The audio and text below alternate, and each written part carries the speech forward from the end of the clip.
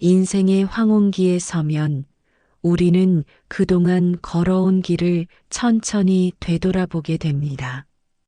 젊은 시절엔 앞만 보고 다름질 쳤지만 이제는 뒤를 돌아볼 여유가 생기지요. 특히 가족과의 관계는 때로는 삶의 가장 큰 기쁨이 되기도 하고 때로는 마음 한켠에 응어리처럼 남아있기도 합니다. 오늘 들려드릴 이야기는 많은 어르신들이 겪어오셨고 지금도 겪고 계실 고부관계의 이야기입니다. 누구나 한 번쯤은 마음속에 품고 살았던 서운함과 오해, 그리고 그 뒤에 숨어 있던 진심 어린 사랑에 관한 이야기입니다. 편안히 앉으셔서 마음을 열고 들어보시기 바랍니다. 나는 늘 좋은 시어머니가 되고 싶었어. 이렇게 말하는 박미경 여사는 올해 68입니다. 평생 성실하게 살아온 분이죠. 그녀의 목소리에는 깊은 아쉬움이 배어 있었습니다. 며느리를 친딸처럼 여기고 서로 친구처럼 지내고 싶었는데 왜 그게 그렇게 어려웠을까요? 박미경 여사는 창밖을 바라보며 깊은 한숨을 내쉬었습니다. 말 한마디가 엇나가고 작은 표정 하나에도 오해가 생기고 마음은 자꾸만 멀어지기만 했어요. 가까워지고 싶었는데 말이에요. 사실 박미경 여사에게도 며느리였던 시절이 있었습니다. 40여 년 전 24살의 새댁이었던 그녀는 시어머니와의 관계에서 많은 눈물을 흘렸지요. 그때 시어머니께서 참 엄하셨어요. 뭘 해도 맘에 안 들어 하시고 늘 지적을 받았죠. 이것도 모르냐, 저것도 틀렸다 하시면서요.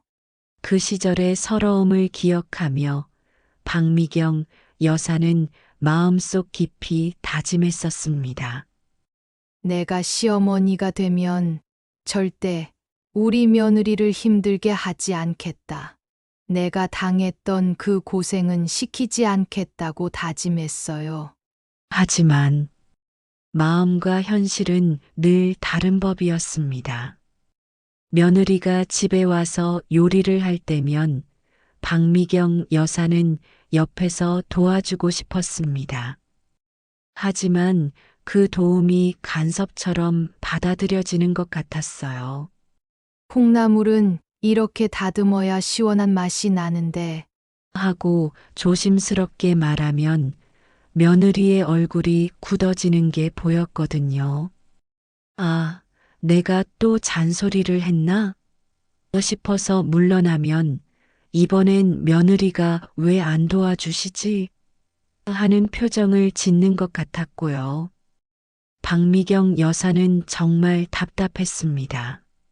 도와주면 간섭이라 하고 안 도와주면 무관심이라 하고 도대체 어떻게 해야 하는 건지 모르겠더라고요. 특히 기억나는 일이 하나 있었어요. 며느리가 몸살에 걸렸을 때였는데 박미경 여사는 정성껏 미역국을 끓여 가져다 줬습니다. 몸이 안 좋을 때는 미역국이 최고야. 어머니가 해주시던 그 맛으로 끓였어. 하지만 며느리는 감사해요라고 말은 했지만 별로 먹지 않았어요. 나중에 들어보니 며느리는 평소에 미역국을 잘 안 먹는다고 하더라고요. 내가 며느리가 뭘 좋아하는지도 모르고 있었구나. 그때 박미경 여사는 정말 많이 부끄러웠다고 합니다. 하지만 며느리 수진 씨의 마음은 또 달랐습니다. 30을 간 넘긴 나이에 첫 아이를 낳고 회사와 집을 오가며 하루하루를 힘겹게 버텨냈거든요. 아침 5시 반에 일어나서 아이 밥 먹이고 어린이집 데려다 주고 지하철 타고 회사 가서 일하고 저녁에 퇴근해서 또 아이 돌보고 주말에는 밀린 집안일과 빨래까지. 정신없이 바쁜 하루하루였어요. 하루 종일 쫓기듯 살았죠. 그런 상황에서 시어머니의 작은 한마디도 부담이 되었습니다. 어머니께서 좋은 뜻으로 말씀하시는 건 알겠는데, 저도 나름대로 최선을 다하고 있다고 생각했거든요. 특히 육아 방식에 대한 의견 차이가 힘들었어요. 아이가 우유를 안 마시면, 우유를 안 먹으면 어떻게 해? 키가 안 클 텐데 하시고, 아이가 감기에 걸리면 옷을 너무 얇게 입혀서 그런 거 아니야? 하시고, 아이가 울면 배가 고픈가 봐 하시고, 아이가 안 울어도 너무 조용한데 괜찮은 거야? 하시고, 수진 씨는 그런 말들이 자신을 탓하는 것처럼 들렸습니다. 나도 이 아이 엄마인데 내가 제대로 못 키우고 있다는 뜻인가? 그래서 더욱 완벽하려고 애썼어요. 시어머니 앞에서 실수하는 모습을 보이고 싶지 않았거든요. 늘 긴장하고 살았어요. 잘못하면 어떻게 생각하실까 하면서요. 특히 직장맘으로서의 죄책감도 컸어요. 회사에서는 아이 때문에 일찍 가야 한다. 아이가 아파서 못 나온다 하면서 눈치를 받고, 집에서는 회사 때문에 아이를 제대로 못 돌본다는 생각에 마음이 무거웠죠. 그런 상황에서 시어머니의 관심 어린 한마디마저도 부담으로 느껴졌던 거예요. 사실은 인정받고 싶었어요. 내가 이 집의 며느리로서, 엄마로서, 직장인으로서 잘하고 있다는 걸 인정받고 싶었는데 자꾸 부족하다는 느낌만 들더라고요. 두 사람의 관계에서 결정적인 사건이 된 날이 있었습니다. 바로 첫 손자 준호의 돌잔치 날이었죠. 박미경 여사는 열흘 전부터 준비를 시작했습니다. 첫 손자 돌잔치인데 정성껏 준비해야지. 새벽 시장에 나가서 싱싱한 재료들을 골라 사오고 며느리가 좋아할 만한 음식들을 하나하나 준비했어요. 잡채, 각종 나물무침, 동그랑땡, 떡까지. 손이 아플 정도로 정성껏 만들었죠. 손자를 위한 마음, 며느리를 위한 마음으로 정말 열심히 했어요. 밤늦게까지 준비했죠. 그런데 돌잔치 하루 전 수진 씨가 조심스럽게 말했습니다. 어머니, 죄송한데 음식은 케이터링 업체에서 준비하기로 했어요.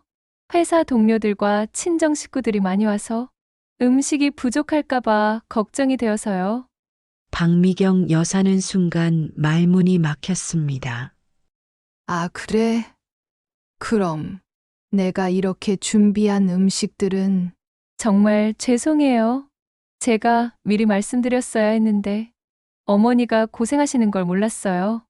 수진 씨는 진심으로 미안해했지만 박미경 여사의 마음은 이미 깊이 상처받은 상태였어요. 내 마음이 한순간에 무너져 내리는 기분이었어요. 열흘 동안 정성껏 준비한 게 아무 의미가 없어진 것 같았죠. 사실 수진 씨도 나름의 절실한 이유가 있었어요. 회사 상사분들과 친정 가족들까지 합치면 10명이 넘었어요. 어머니가 혼자서 그 많은 음식을 준비하시다가 몸이라도 상하시면 어떻게 하나 싶어서. 하지만 그 배려의 마음이 박미경 여사에게는 제대로 전달되지 않았죠. 박미경 여사는 그날 밤 잠을 이루지 못했습니다. 내가 필요 없는 사람인가? 내 정성은 아무런 의미가 없는 건가? 그날 이후로 박미경 여사는 마음의 문을 조금씩 닫기 시작했습니다. 그 일 이후 두 사람 사이에는 보이지 않는 벽이 생겼습니다. 박미경 여사는 더 이상 며느리 일에 적극적으로 나서지 않았어요. 괜히 나섰다가 또 상처받을 바에야 차라리 거리를 두는 게 낫겠다 싶었어요. 손자가 아파도 집안일이 밀려도 알아서 하겠지 하며 뒤로 물러섰죠. 수진 씨도 시어머니께 다가가기가 어려워졌습니다. 어머니가 서운해하시는 게 느껴졌는데 어떻게 말을 꺼내야 할지 모르겠더라고요. 가족 모임에서도 어색한 기류가 흘렀어요. 예전처럼 자연스럽게 대화하지 못하고 서로 눈치를 보며 조심스러워했죠. 어머니, 이거 맛있네요. 응, 그래. 이런 식으로 거칠의 대화만 오갔어요. 남편 민수 씨가 중간에서 가장 힘들어했습니다. 엄마도 아내도 둘 다 좋은 사람들인데 왜 이렇게 어긋날까요? 어디서부터 잘못된 건지 모르겠어요. 하지만 어느 쪽 편도 들 수 없었어요. 양쪽 마음을 다 이해하면서도 해결책을 찾지 못했거든요. 시간만 무정하게 흘러갔습니다. 손자 준호는 유치원에 다니고 초등학교에 들어가고 어느새 중학생이 되었어요. 그 긴 세월 동안 두 사람은 예의는 지켰지만 진짜 마음을 나누지는 못했습니다. 박미경 여사는 가끔 혼자 중얼거렸어요. 내가 뭘 잘못한 걸까? 정말 좋은 시어머니가 되고 싶었는데, 며느리와 친구 같은 사이가 되고 싶었는데, 수진 씨도 마찬가지였죠. 어머니와 가까워지고 싶었는데 왜 이렇게 어려운 걸까? 내가 뭘 어떻게 해야 할지 모르겠어. 둘 다 서로를 그리워하면서도 먼저 다가갈 용기를 내지 못했어요. 세월은 정말 빠르게 흘렀습니다. 어느새 손자 준호는 고등학생이 되었고 며느리 수진 씨도 40 중반의 중년이 되었어요. 그녀에게도 인생의 무게가 하나둘씩 쌓여갔습니다. 회사에서는 중간 관리자가 되어 위아래로 치이고 집에서는 사춘기 아들과 씨름하며 친정 부모님도 연세가 드시면서 건강이 걱정되고 그제야 조금 알 것 같더라고요. 어머니 마음이. 그러던 어느 날 수진 씨의 친정 어머니가 갑자기 쓰러지셨어요. 심근경색이었죠. 응급실에 실려가시면서 수진 씨의 세상이 흔들렸습니다. 엄마, 엄마.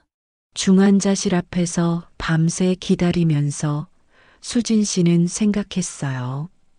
내가 어머니께 얼마나 잘했나? 내가 정말 효도다운 효도를 했나? 그때 박미경 여사가 조용히 중환자실로 찾아왔습니다. 보온병에 따뜻한 미역국을 담아서요. 수진아, 밤새 고생했겠다. 이것 좀 먹어라. 그 순간 수진 씨의 눈에 눈물이 핑 돌았어요. 어머니, 고마워요. 뭘, 우리 수진이, 어머님이 빨리 회복되셔야 할 텐데. 내가 준호 돌볼 테니까. 넌 어머님께 집중해. 그때부터 수진 씨의 마음에 변화가 일기 시작했어요.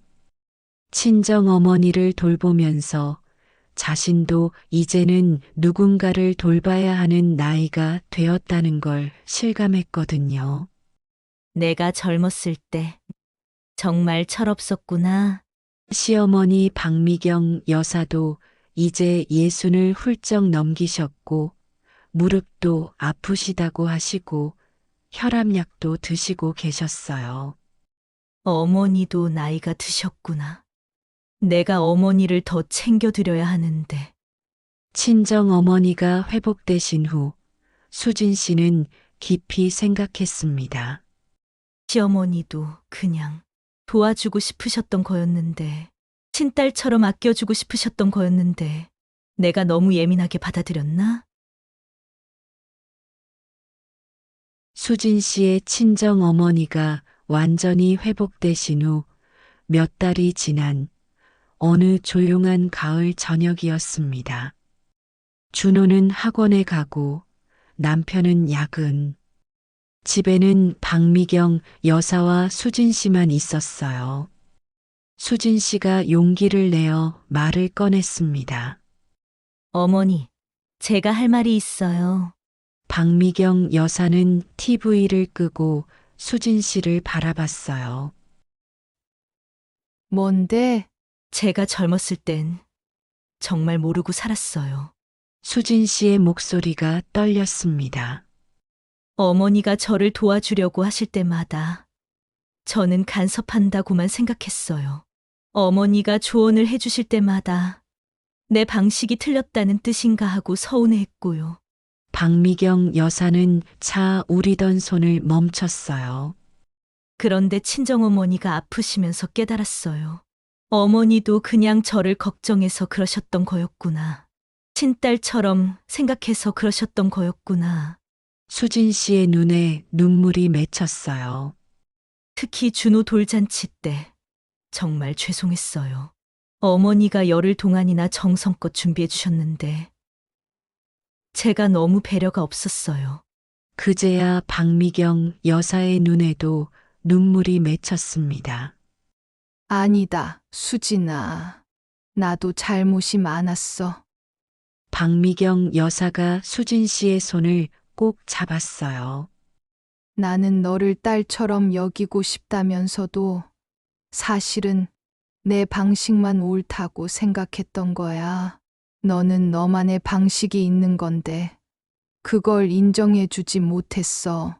어머니, 나도 그땐 마음이 급했고 경험만 믿고 살았지.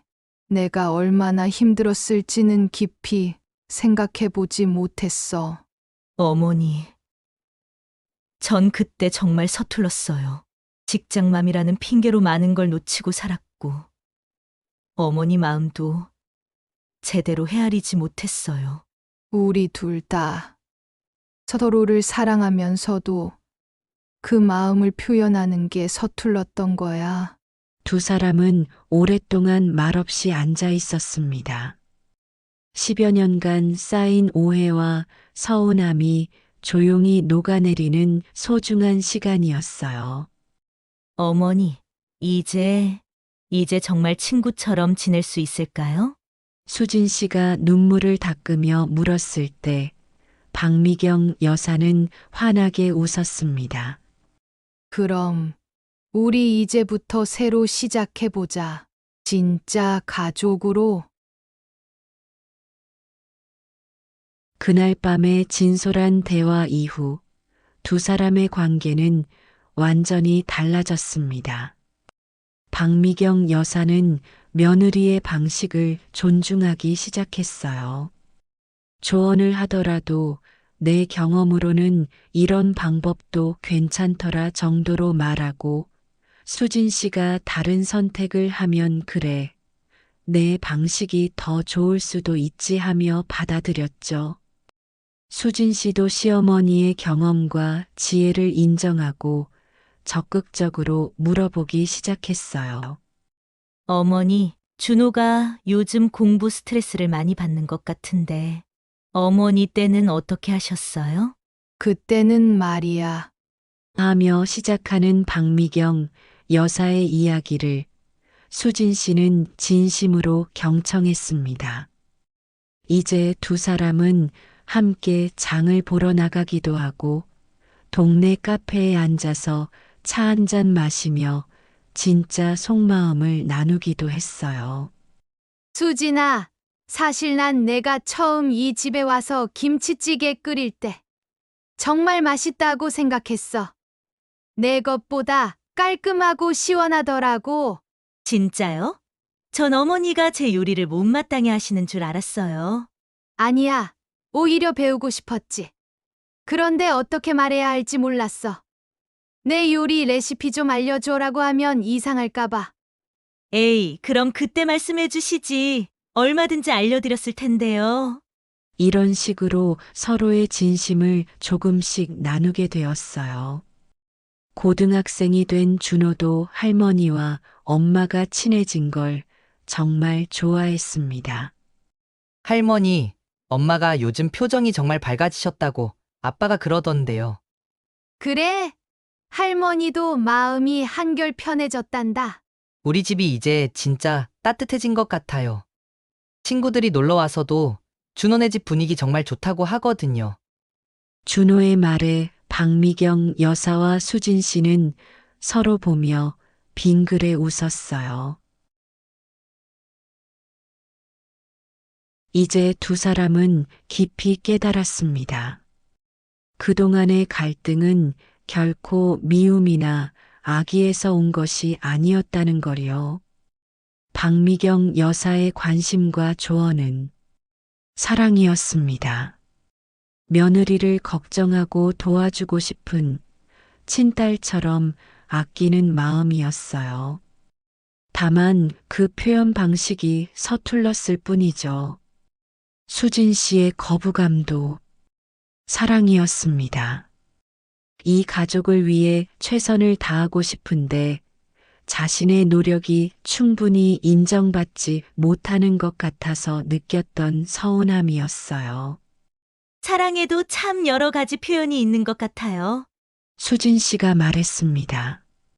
걱정도 사랑이고, 관심도 사랑이고, 때로는 기다려주는 것도 사랑이고. 박미경 여사도 깊이 고개를 끄덕였어요. 맞아. 우리는 서로 사랑했는데 그 사랑을 표현하는 방식이 달랐던 거야.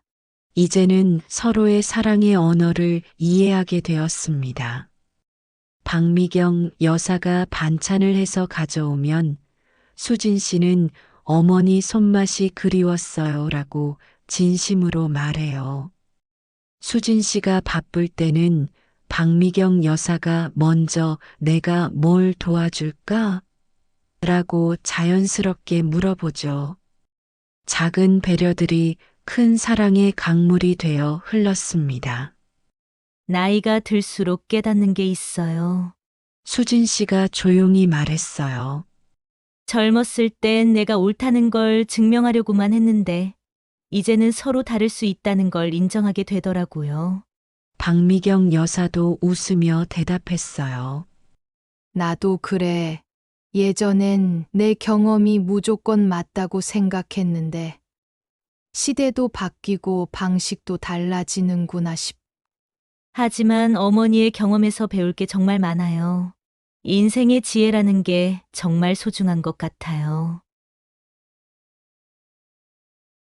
두 사람의 관계 개선은 온 가족에게 따뜻한 파급 효과를 가져왔습니다. 남편 민수 씨는 정말 행복해했어요. 집에 오는 게 이렇게 기쁠 수가. 엄마와 아내가 웃으며 이야기하는 모습을 보니까 제가 세상에서 가장 행복한 사람 같아요. 예전에는 집안 분위기 때문에 눈치를 보며 조심스러워했는데 이제는 자연스럽게 대화에 끼어들 수 있게 되었죠. 여보, 오늘 엄마랑 뭔 얘기했어? 응, 준호 진로 문제로 상의했지. 어머니가 정말 좋은 조언해 주셨어. 준호도 마찬가지였습니다. 할머니와 엄마가 사이 좋으니까 우리 집이 정말 따뜻해진 것 같아요. 친구들도 우리 집에 놀러 오는 걸 좋아해요. 특히 준호는 할머니와 엄마 사이에서 더 많은 사랑을 받을 수 있게 되었어요. 엄마가 바쁠 때는 할머니가 도와주시고, 할머니가 피곤하실 때는 엄마가 챙겨드리고, 정말 좋아요. 몇 년이 더 지났습니다. 박미경 여사는 이제 70 중반이 되셨고 수진 씨도 50대 초반의 중년이 되었어요. 두 사람은 정말로 인생의 동반자, 진정한 친구가 되었습니다. 수진아, 오늘 새로 생긴 떡집에 가볼까? 거기 인절미가 맛있다고 하더라. 좋아요, 어머니. 함께 시장에 가서 장을 보고 동네 카페에 앉아서 수다를 떨고 때로는 온천 여행도 함께 다녔어요. 어머니, 이 온천 정말 좋네요. 몸이 한결 가벼워져요. 그러게, 우리 자주 와야겠어. 수진아, 너도 평소에 너무 무리하지 마라. 이제는 서로를 어머니, 수진아라고 부르지만 그 안에는 진짜 가족으로서의 깊은 애정이 담겨 있어요. 박미경 여사가 감기에 걸리시면 수진 씨가 따뜻한 죽을 끓여드리고 수진 씨가 야근으로 피곤할 때는 박미경 여사가 미리 저녁을 준비해 두고 어머니, 무릎 아프시다고 하셨는데 병원은 가보셨어요? 갔다 왔어. 별거 아니래. 수진아, 너는 요즘 회사 일이 힘들다며? 너무 무리하지 마라. 가끔 의견이 다를 때도 있지만 이제는 서로 다름을 자연스럽게 받아들여요. 준호의 대학 진로 문제로 의견이 갈렸을 때도 어머니는 안정적인 공무원이 좋다고 생각하시는구나. 수진이는 준호가 하고 싶은 걸 해야 한다고 보는구나. 둘 다 맞는 말 같아요. 준호와 차근차근 상의해봐야겠어요. 결국 두 사람이 힘을 합쳐서 준호에게 가장 좋은 선택을 할 수 있도록 도와주었죠. 박미경 여사는 수진 씨가 좋아하는 것들을 기억해 두었다가 깜짝 선물을 주기도 하고 수진 씨도 박미경 여사의 취향을 세심하게 챙겼어요. 어머니, 오늘 백화점에서 어머니 좋아하실 만한 카디건 봤는데 같이 보러 갈까요? 그래, 고맙다. 수진아, 준호가 대학생이 되어 집을 떠날 때도 두 사람은 서로 의지하며 함께 헤쳐나갔어요. 어머니가 옆에 계셔서 정말 든든해요. 혼자였으면 어떻게 했을까요? 나도 수진이가 있어서 외롭지 않아. 진짜 딸을 얻은 기분이야. 박미경 여사가 80을 바라보는 나이가 되었을 때 두 사람의 관계는 더욱 깊어졌습니다. 어머니, 혈압약 드셨어요? 먹었어. 수진아, 너도 건강검진 받아야 할 나이 아니야? 네, 다음 주에 받을 예정이에요. 어머니도 정기검진 빼먹지 마세요. 서로의 건강을 챙기는 일이 일상이 되었어요. 어느 조용한 저녁, 두 사람이 차를 마시며 지난 날을 회상했어요. 수진아, 우리 처음 만났을 때 생각나니? 어떻게 안 나겠어요. 그때 제가 정말 까칠했었죠. 나도 참 서툴렀어. 좋은 시어머니가 되고 싶다면서도 방법을 몰랐지. 하지만 지금 이렇게 되어서 다행이야. 정말 다행이에요. 이제 두 사람은 주변의 고부 갈등으로 고민하는 가족들에게 조언을 해주기도 했어요. 처음엔 다 어려워요.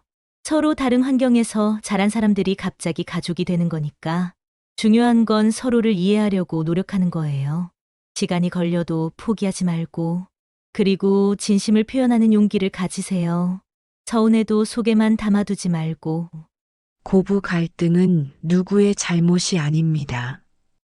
고부 갈등은 그 누구의 잘못만이 아닙니다. 서로 다른 시대에 태어나고 서로 다른 환경에서 자라고 서로 다른 방식으로 사랑을 표현하는 두 사람이 만나면서 생기는 자연스러운 과정일 뿐이에요. 시어머니의 입장에서는 며느리가 정말 소중하고 잘해주고 싶고 도와주고 싶어요. 하지만 그 마음이 때로는 간섭으로 느껴질 수 있죠. 며느리의 입장에서는 인정받고 싶고 잘하고 싶고 이 가족의 일원으로서 자리를 잡고 싶어 해요. 하지만 그 과정에서 위축되고 상처받기도 하죠. 하지만 반드시 해결될 수 있습니다. 박미경 여사와 수진 씨의 이야기에서 보셨듯이 이런 어려움도 충분히 극복할 수 있어요. 중요한 것은 첫째, 서로의 마음을 이해하려고 노력하는 것. 저 사람은 왜 저럴까? 하고 섭섭해하기보다는 저 사람도 나름의 이유와 마음이 있을 거야 하고 생각해 보세요. 둘째, 솔직한 대화를 나누는 용기. 서운한 마음을 계속 속에만 담아두면 더 큰 상처가 됩니다. 어머니, 사실은 이런 기분이었어요. 며느리야, 내 마음은 이런 거였단다. 이렇게 진심을 털어놓는 용기가 필요해요. 셋째, 상대방의 방식을 인정해주는 마음. 내 방식만이 정답은 아니에요. 다른 방식도 충분히 좋은 방식일 수 있어요. 세대가 다르면 생각하는 방식도 다를 수 있어요. 넷째, 작은 배려부터 시작하기. 큰 변화를 한 번에 바라지 마세요. 작은 관심, 작은 친절부터 차근차근 시작해 보세요. 시어머니가 되시는 어르신들께 며느리는 여러분과 경쟁하는 상대가 아니에요. 여러분과 함께 이 가정을 더욱 따뜻하게 만들어갈 동반자입니다. 며느리의 방식이 다르다고 해서 틀린 건 아니에요. 도움을 주고 싶으실 때는 먼저 물어보세요. 뭘 도와줄까? 조언을 하실 때는 강요보다는 제안의 형태로 해보세요. 며느리를 믿고 기다려주시는 넉넉함을 가져보세요. 여러분의 경험과 지혜는 정말 소중한 자산이에요. 며느리가 되시는 분들께 시어머니의 관심은 간섭이 아니라 사랑의 다른 표현일 수 있어요. 완벽하려고 너무 애쓰지 마세요. 실수할 수 있어요. 도움이 필요할 때는 솔직히 말해보세요. 어머니 도움이 필요해요. 시어머니의 오랜 경험을 존중해 주세요. 감사한 마음을 자주 표현해 보세요. 시간이 걸려도 진심은 통한다는 걸 믿으세요.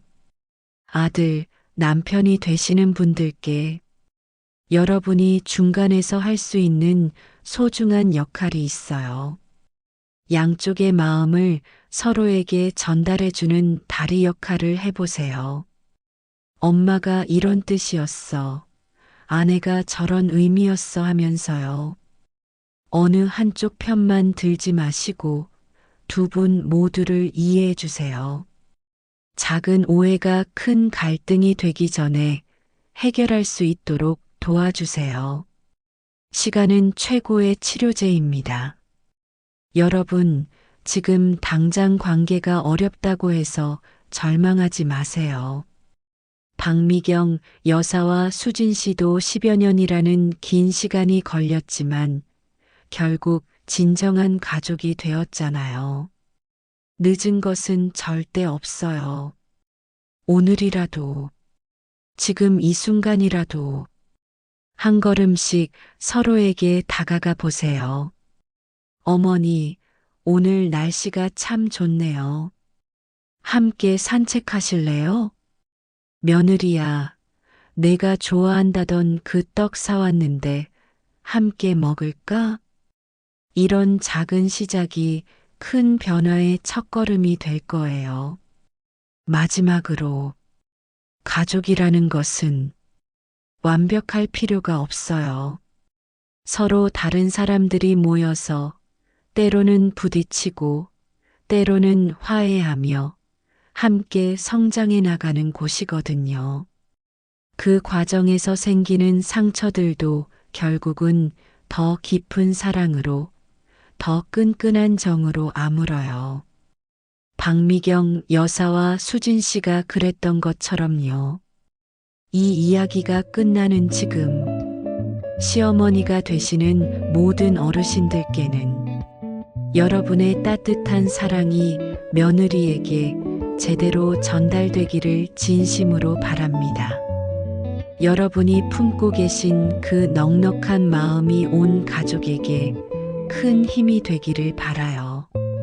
며느리가 되시는 모든 분들께는 여러분도 이 가족의 정말 소중한 일원이라는 것을 잊지 마세요. 여러분의 노력과 사랑이 가족들에게 인정받고 존중받기를 바라요. 그리고 모든 가족들에게 서로 다르다는 것을 두려워하지 마세요. 그 다름이 오히려 가족을 더욱 풍성하고 아름답게 만들어요. 시간이 걸리더라도 포기하지 말고 서로를 이해하려고 노력해 보세요. 그 끝에는 정말 아름다운 가족의 모습이, 진짜 사랑이 가득한 따뜻한 집이 기다리고 있을 거예요. 오늘 밤 용기를 내어 보세요. 혹시 지금 누군가와 마음이 멀어져 있다면 오늘 밤 용기를 내어 한마디 건네보세요. 미안합니다. 고맙습니다. 사랑합니다. 그 한마디가 새로운 시작의 첫걸음이 될 수도 있거든요. 오늘 이 긴 이야기를 끝까지 들어주신 모든 분들께 진심으로 감사드립니다. 여러분의 가정에 따뜻한 봄날이, 평화로운 저녁 무렵이, 사랑이 가득한 매 순간이 찾아오기를 간절히 바라며 이 이야기를 마치겠습니다. 여러분 모두 건강하시고 행복하세요. 감사합니다.